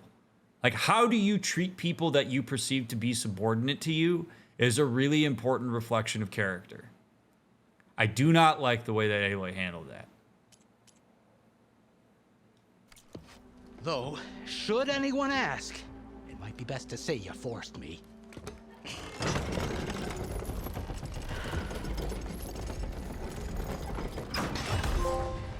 And also shitty that she's putting him in danger by doing this, because he's got to crank it down. I see smoke, but not a lot of activity. Smoke's probably coming from something the machine's wrecked. As for the quiet, well, there's a work stoppage in effect because of all the fuss. What sort of machines are causing the trouble? Nasty ones, and lots of them. Bristlebacks, they're called. Strangeness is, they're not native to the Daunt. Just showed up, all of a sudden. No hunters to kill them? Oh, we've got hunters, just none that want to cross Ulvund. Boss of Chain Scrape. He is self-appointed. Work stoppage was his idea. Yeah, well, I'm just passing through. Got an embassy to attend. You should have said. That ain't gonna happen no time soon. What are you talking about? Hear that? That's your answer. Who is that? Karja's Sun Priest. Cranked him down yesterday, about an hour before the machine trouble started. He's a very important man, or so he says. That embassy at Barren Light, he's the one supposed to run it. Great. Oh boy.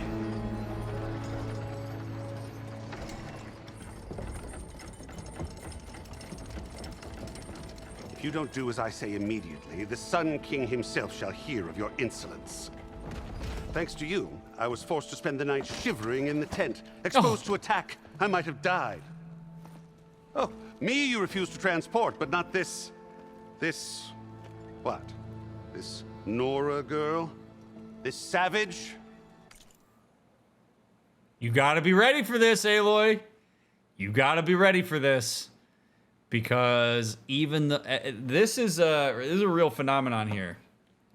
We have a tendency to assume that things that were of great importance to us are known and cared about by way more people than actually do. And if Aloy starts operating on the assumption that the entire world is aware of what it is that she did, she's in for a very rude awakening. What she did in Horizon Zero Dawn is a drop in the bucket, and the overwhelming majority of the world has no idea that she did any of it. So she's about to get smacked with the reality of how people have been engaging with the Nora outside of her very unique situation. And it's been a while since she's been in that position. So I'm not condoning this guy's behavior, but if you're Aloy, you got to be ready for this. This is part of what you're walking into now by leaving the little insular bubble that you've been in. Aside, scallywag. Wadis. That's Aloy. Studious Wadis. Aloy, you know, savior of Meridian. Really? Well, that lessens the insult, I suppose. I came here for the embassy at Barren Light. Way I hear it, so did you. Well, not with the valley infested. And so did Ahriman proclaim the Sun Priests most precious and worthy of safekeeping. See? Scripture. I shall head to Barren Light when the captain of the Vanguard tells me the way is clear, and not a moment sooner. Fine. Captain's a friend of mine, you know? Where is Erend? Wouldn't mind speaking to someone a little more action, a little less scroll. Wadis. Studious Wadis. Studious Wadis sent Erend and another Vanguard out at daybreak to clear the way. And so...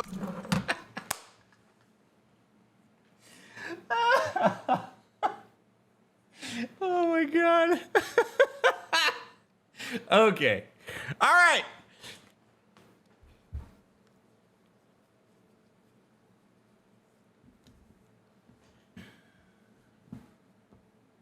Is that guy insufferable? Yeah. But we're going to do what we always do in these playthroughs, which is we're going to take a second to understand where he's coming from. Why would this guy be the way that he is?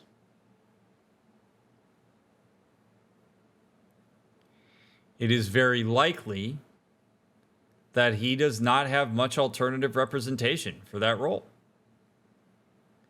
If that guy either grew up in the church or that's what he's been pushed toward, and he deeply believes in the scripture, if he subscribes to the very core values that the Karja have held for a long time, if he believes that, in this case, like the Bible, so to speak, is the truth, is the objective reality, that all that is written in Scripture is to be followed 100%, that if you are a priest of the Sundom, you are a big deal because you are that much closer to the sun, who we revere as a deity. And everybody you've come across in the chantry, I guess, has essentially told you as much and reaffirmed that. You will, if everybody in your life told you that your shit smells good and that it's enjoyable, you would believe it and you would operate as such. So, does it make him very annoying to deal with? Yeah. But that's because we've come across a significant amount of diverse representation. We have engaged with some of the realities of the world outside the confines of the church. We've seen things that have called to question whether their reality is the reality that is indeed objective. But he very likely has not. People only really engage with the world in the way that they have been reinforced to engage with it. So it's important to look at this guy, as annoying as he may be, as a product of a system that exists in such a way that it has bolstered his and reinforced his sense of self-importance. such that he insists on being called studious. Is there a piece of ego there? Sure. Is there a subscription to a doctrine that has dictated that that's the case and thus makes it true and real, where he believes he's better than these people for a very specific reason because he holds this title? Yeah, like that shit exists. That's why this guy is the way that he is. And so trying to bludgeon him with, you know, you're really full of shit and your scripture's worthless, isn't going to do anything. Other than potentially make him, like, double down or try to exert influence in particular ways with whatever power that he has, because that's what he has learned to do. He's been told that that's how he should respond. Very likely. So, just an exercise in trying to understand where people are coming from and why they might be insufferable. Doesn't mean that you got to put up with it. Doesn't mean you can't set boundaries. Just means you can maybe depersonalize the way that he's engaging. Oh, at daybreak. Hey. Shh. Down the valley then? Yeah, said they checked the ruins on the left bank for tracks. Take it from there. Okay. I hear there's a work stoppage. Any way to upgrade my gear? I'll bet the smith and chain scrape would let you use his workbench. As for the bristlebacks, you might want to craft some acid arrows. Hitting their canisters with those will take them down quick. Thanks. I'll find Erend and I'll bring him back. Hey! Where do you think you're going? What, to the top of the ridge? To wait in safety? Sorry. Operator's under strict orders. No passengers till the whistle blows, right? That's right. Best start cranking. Why? Why? Jorf, would you kindly escort Studious to chain scrape and wait for me there? You got it. I will find Erend, and I will help clear a path. But after that, no more excuses. Barren Light. Embassy. If such be the will of the sun. It will be. Trust me.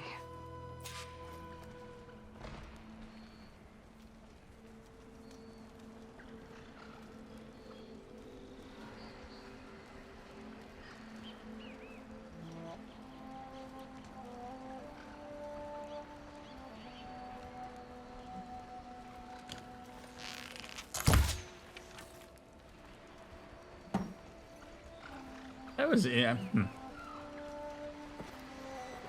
I gotta find Erend. But it might be good to hit chain scrape first and upgrade my bow.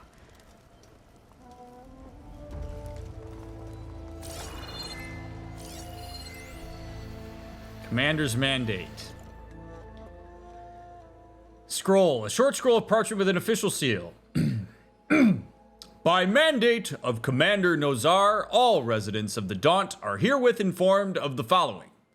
The gates between Barren Light and No Man's Land are hereby ordered shut and sealed in expectation of the imminent embassy. None are allowed passage either way until further notice. No exceptions will be made, regardless of clan, house, or tribe. Based on previous grievances and misunderstandings, let it be clear that no exceptions will be made for the Oseram either. Any outstanding arrangements made pertaining to passage are hereby declared postponed or void, depending on the nature and timing of the arrangement. No exceptions will be made. Again, to eliminate any doubts, should they remain, all of the above pertains to the Oseram regardless of circumstances, excuses, or so-called binding contracts. Any complaints and or restitutions, if at all applicable, can be addressed to Captain Lawat, my second in command. Signed in the light of the sun, Nozar Arin Huvaman, Commander of Barren Light. Capiche?